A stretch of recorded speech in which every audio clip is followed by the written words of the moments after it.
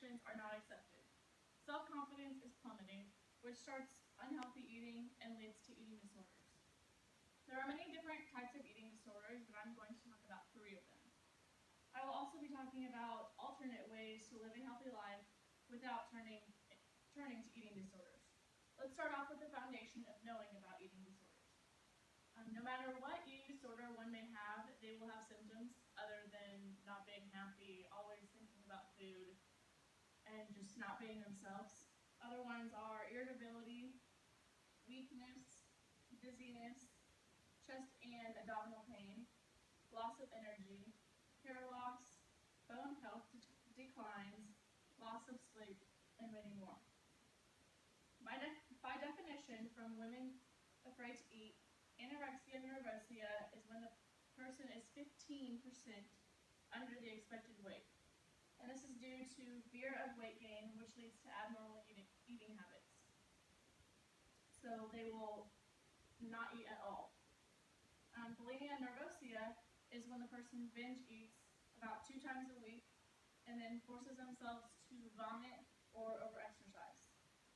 Speaking of binge eating, it is the consumption of a lot of food at one time, and that's about 2 times a week, like I said. And people do this to still get satisfaction from food, but then the rest of the week they starve themselves.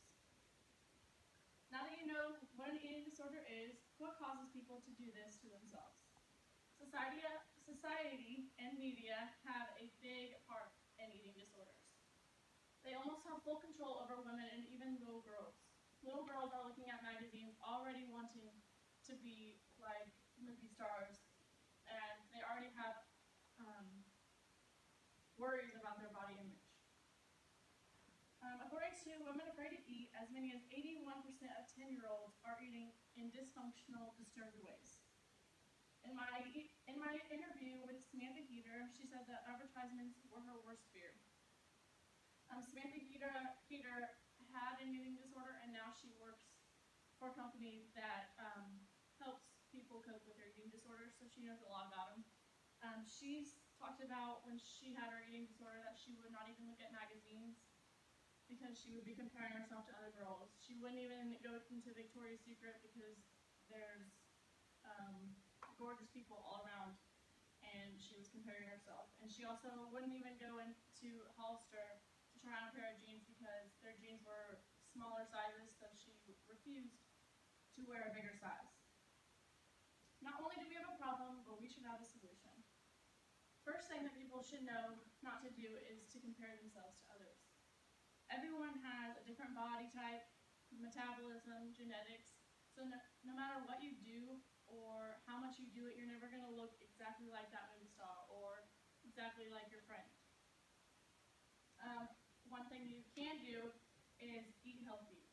Eat nutritious meals, don't skip meals, have snacks occasionally, just have a healthy diet. In the article Weekday Breakfast Solved, Jacqueline Andriakos tells us that a nutritious meal first thing in the morning is a must. A lot of people think that skipping meals is a way to lose weight, and especially breakfast. You cannot skip breakfast because that starts your day off right, and it's actually worse for your body to be skipping breakfast.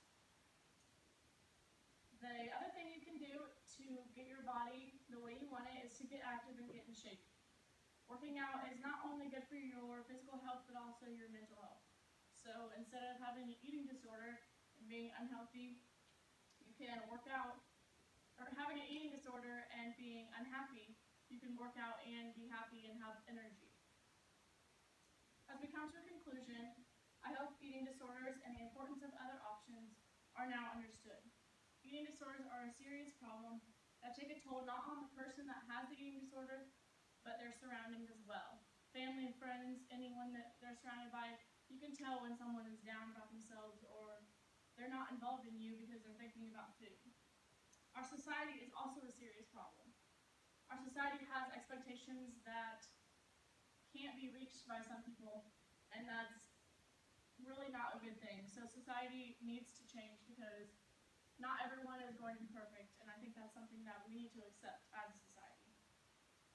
After hearing what people do when they have an eating disorder and why. I hope you inform others about the risks